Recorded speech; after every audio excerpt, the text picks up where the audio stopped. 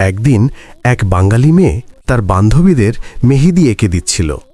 পাশ দিয়েই এক ভারতীয় মেয়ে হেঁটে যাচ্ছিল এবং তার মেহেদি ডিজাইন দেখে হো হো করে হেসে ফেলল।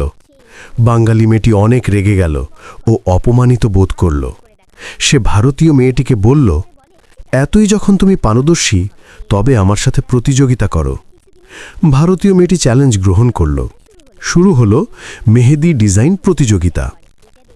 ভারতীয় মেয়েটি অনেক পরিশ্রম করল, অনেকের হাতে মেহেদি ডিজাইন করে দিল।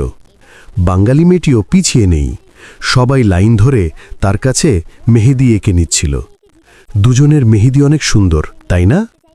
এবার সিদ্ধান্ত তোমরা নেবে। ভারতীয় মেয়েটিকে জেতাতে হলে সাবস্ক্রাইব, শেয়ার ও কমেন্ট করো।